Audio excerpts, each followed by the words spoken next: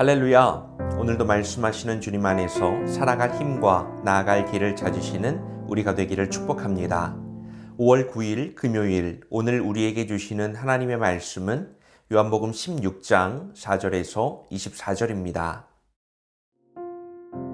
또 내가 이 말을 처음에 하지 않은 것은 내가 너희와 함께 있었기 때문이다. 그러나 나는 지금 나를 보내신 분에게로 간다.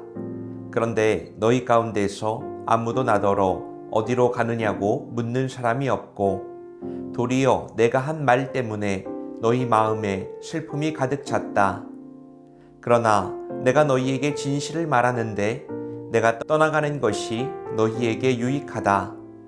내가 떠나가지 않으면 보혜사가 너희에게 오시지 않을 것이다. 그러나 내가 가면 보혜사를 너희에게 보내주겠다.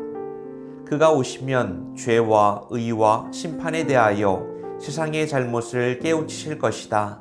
죄에 대하여 깨우친다고 함은 세상 사람들이 나를 믿지 않기 때문이요. 의에 대하여 깨우친다고 함은 내가 아버지께로 가고 너희가 나를 더 이상 못 볼 것이기 때문이요. 심판에 대하여 깨우친다고 함은 이 세상의 통치자가 심판을 받았기 때문이다. 아직도 내가 너희에게 할 말이 많으나 너희가 지금은 감당하지 못한다. 그러나 그분 곧 진리의 영이 오시면 그가 너희를 모든 진리 가운데로 인도하실 것이다. 그는 자기 마음대로 말씀하지 않으시고 듣는 것만 일러주실 것이요. 앞으로 올 일들을 너희에게 알려주실 것이다. 또 그는 나를 영광되게 하실 것이다.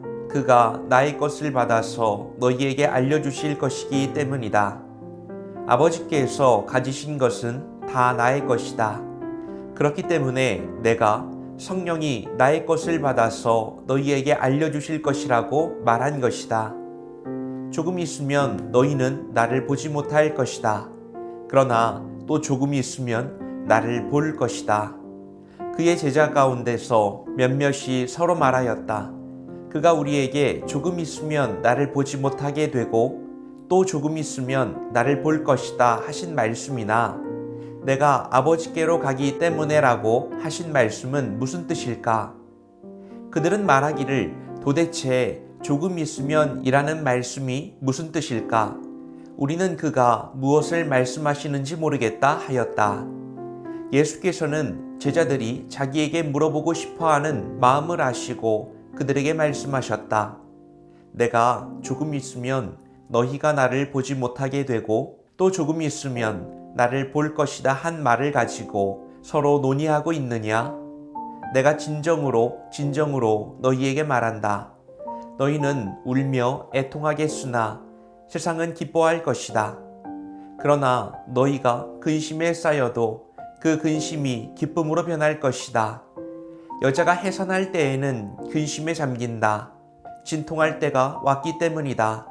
그러나 아이를 낳으면 사람이 세상에 태어났다는 기쁨 때문에 그 고통을 더 이상 기억하지 않는다.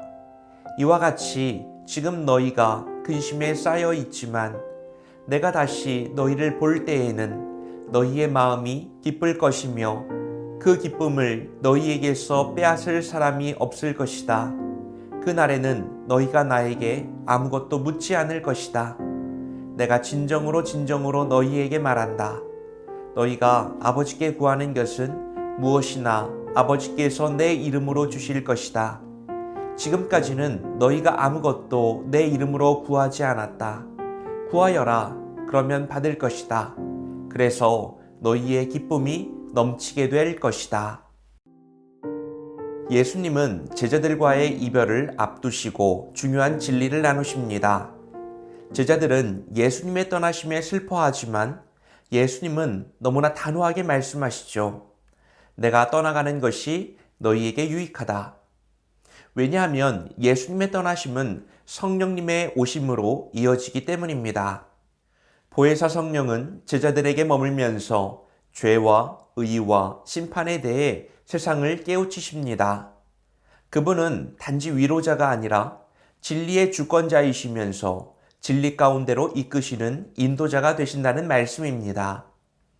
성령님은 예수님의 말씀을 기억하게 해주고 앞으로 올 일들을 알려주시며 예수님을 영광되게 하십니다. 하지만 제자들은 여전히 조금 있으면 보지 못하고 또 조금 있으면 보게 되리라 라고 하는 이 헷갈리는 예수님의 말씀을 이해하지 못합니다. 예수님은 진통하는 여인의 비유를 통해서 설명해 주시죠. 고통이 기쁨으로 바뀌는 출산처럼 제자들이 당할 슬픔도 곧 부활의 기쁨으로 바뀌게 될 것이라고 말씀하십니다.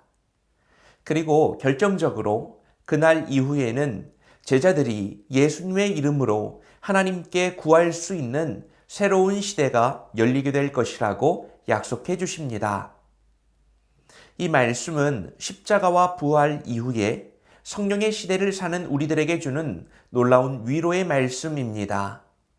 고통과 두려움 속에 있을지라도 성령님이 우리와 함께 계시고 우리는 예수님의 이름으로 하나님께 담대히 나아갈 수 있게 되었습니다. 그리고 오늘 우리는 그 새로운 시대를 살아가고 있다는 사실이죠. 자, 오늘 말씀을 통하여 우리는 무엇을 깨달을 수 있을까요? 첫 번째로, 지금 내 삶의 슬픔은 어떤 의미를 갖고 있습니까?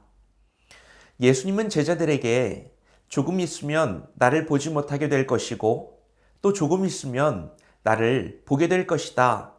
헷갈리는 말씀을 하시는데요. 제자들은 이 말씀을 이해하지 못하고 슬퍼합니다. 예수님이 곁에 계시지 않는다는 사실 자체가 두려움과 혼란의 이유가 됩니다. 그러나 예수님은 그 슬픔이 결코 영원하지 않을 것이라고 약속해 주시죠. 너희는 울며 애통하겠으나 너희의 근심이 기쁨으로 바뀔 것이다. 이 말씀은 우리에게 중요한 통찰을 줍니다. 지금 겪고 있는 고통이 실패나 하나님의 부재의 징표가 아니라 부활로 이어지는 진통이 될 수 있다는 것입니다. 여러분, 진통은 어떻게 해야 하죠? 참고 견뎌야 합니다. 어차피 지나가는 것입니다.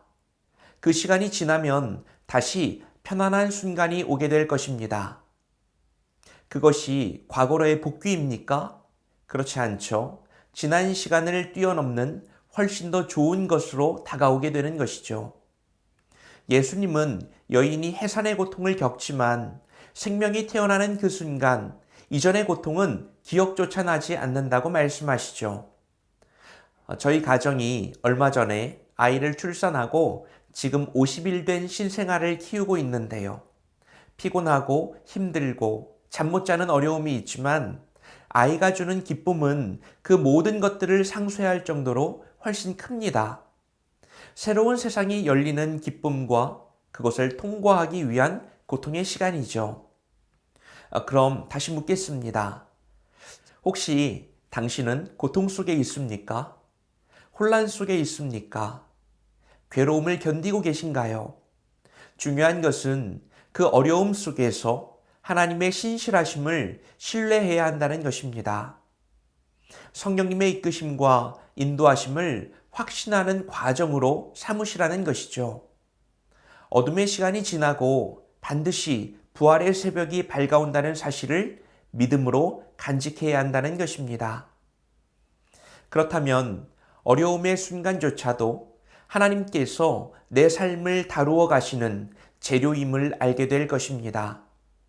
신앙인에게 문제의 상황은 슬픔이 기쁨으로 바뀌는 시간표 안에 있는 과정일 뿐입니다. 그 주님을 신뢰하시기 바랍니다. 둘째로, 나는 성령의 도우심 안에서 살아가고 있습니까? 내가 성령님의 도우심 안에서 살아가는 신앙인인지 그렇지 않은지를 확인해 볼 수 있는 가장 분명한 질문이 있습니다. 그것은 나는 기도하는 사람인가 하는 것입니다. 기도한다는 것은 성령님의 도우심을 의지하는 행위 그 자체이기 때문입니다. 예수님은 말씀하시죠. 그날에는 너희가 내 이름으로 무엇이든지 아버지께 구하게 될 것이다. 지금까지는 구하지 않았지만 이제는 구하라. 그리하면 너희의 기쁨이 넘치게 될 것이다. 이것은 단지 기도의 방법을 알려주는 것이 아니라 복음 이후에 열리게 되는 새로운 관계성을 말하는 것입니다. 그리고 이 관계성은 기도를 통하여 가장 분명해집니다. 여러분, 기도가 곧 성령님과의 연결입니다. 예수님의 십자가와 부활, 그리고 성령님의 오심은 이제 우리로 하여금 하나님께 담대히 나아갈 수 있는 유일한 통로가 되었습니다. 그러나 문제는 기도할 수 있게 되었지만 우리가 여전히 기도하지 않는다는 데 있습니다. 우리는 왜 기도하지 않을까요? 하나님이 들으신다고 믿지 않기 때문입니다. 내가 구하는 것이 응답받지 못한다고 느끼기 때문입니다. 하나님의 방법보다 내가 즉각적으로 반응하는 것이 훨씬 더 효과적이고 분명하다고 착각하기 때문입니다. 여러분, 꼭 기억하시기 바랍니다. 성령님은 우리의 가능성이 무너지는 그 지점에서 역사하십니다. 성령님을 단순히 우리들의 문제를 해결해 주시는 분으로 축소하지 말기를 바랍니다. 그 너머에 하나님의 방법이 우리 안에 실행되도록 함께 하시는 분이 성령님이시죠. 여러분, 신앙은 그냥 조용히 잘 믿고 잘 살아가기 위한 방법만이 아니죠. 신앙은 하나님의 방식대로 우리들의 삶 가운데 드러나야 하고 세상 가운데 증언되어야 합니다. 그리고 그 증언은 바로 우리의 기도로부터 시작됩니다. 성령님을 의지함으로 마음을 열고 입을 열어 기도하는 오늘 우리의 삶이 되기를 바랍니다. 오늘 말씀을 통하여 우리는 고통의 순간에서도 하나님이 새로운 생명을 준비하고 계심을 믿는 믿음이 필요하다는 사실을 깨달았습니다. 또한 성령님의 도우심 없이 기도할 수 없으며 기도는 하나님이 일하시는 통로임을 우리는 말씀을 통하여 알게 되었습니다.